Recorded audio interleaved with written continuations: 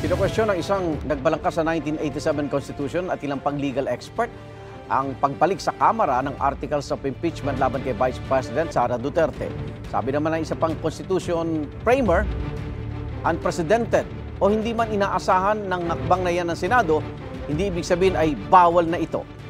May opinion din ang isang nagbabalik Senado na si dating Senate President Tito Soto. May unang balita, si Joseph Morong. Tingin ni Senator-elect Tito Soto hindi na kinailangang ibalik sa Kamara ng 19th Congress ang Articles of Impeachment laban kay Vice President Duterte dahil sila naman ang naghain nito. Sa halip aniya, pwedeng iratipika ito ng papasok na Kamara sa 20th Congress sa pamamagitan ng isang resolusyon. Isa si Soto sa mga uupong Senator Judge kapag nagpalit ng Kongreso sa June 30.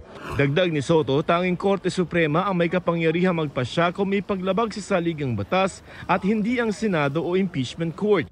Ito rin ang sinabi ni Attorney Christian Monsod, isa sa mga bumalangkas ng 1987 Constitution.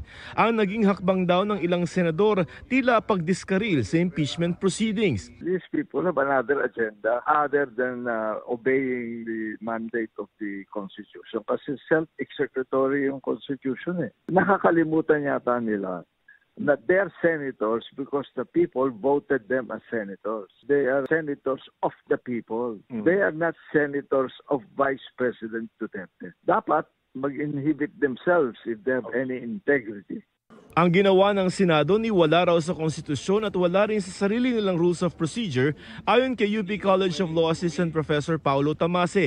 Insulto rin daw ito sa Kamara dahil ang Kongreso hindi naman katulad ng Korte na may higher at lower court. Dapat ma-offend yung House. Yung remand, essentially, second guesses yung House kung ano yung ginawa niya. No? And puts them higher. The Senate, higher. Co-equal sila, nire-respeto na lang yung isa't isa. Hindi naman kini-question ng Senado pag ang House nagpapasa ng bill sa kanila kung sinunod ba ng House yung proseso nila. So bakit kini-question ng Senado ngayon kung sinunod ng House yung proseso nila sa pagpapasa ng impeachment complaint? Hindi kami magkapantay pagdating sa bagay na ito. Sa parte ng impeachment, Korte ang Senado, prosecutor ang Kamara. Hindi ito parang BICAM na kailangan naming mag-agree. Ito'y kautusan galing sa impeachment court na nakatuon sa prosecutor na isa lamang partido sa kaso. Ayon naman kay retired Associate Justice Adolf Ascuna na isa rin sa nagbalangkas ng saligang batas, unprecedented o hindi pa nangyayari ang ginawang pagbalik ng impeachment complaint.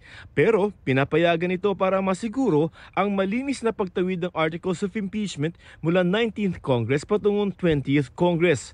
Pareho ang pananaw ni Escudero ng questioning ni Senador Risa Ontiveros ang pagbabalik ng impeachment complaint sa Kamara. Ika nga din ni Justice Ascuna, makabago man, kakaiba man, hindi bawal o illegal dahil sa kapangyarihan ng Senado to try and decide all impeachment cases. Ngayon kung sa pananaw at palagay niya ay illegal yan, ginagalang ko ang kanyang karapatan na questionin ito sa Korte Suprema. At anumang kautusan ng Korte Suprema bilang abogado, ako itatalima doon. Ang mahalaga raw ayon kay Justice Ascuna ay hindi naman napipigilan yung impeachment process kahit pa niremand o ibinalik ng Senado ang Articles of Impeachment sa Kamara. Ang pinakaimportanteng elemento raw ay hawak na ng impeachment court ang kaso at maaari nang maisunod ang paglilitis at pagdedesisyon ng wala ng delay matapos itong tumawid sa susunod na Kongreso. Ito ang unang balita, Joseph Morong para sa GMA Integrated News.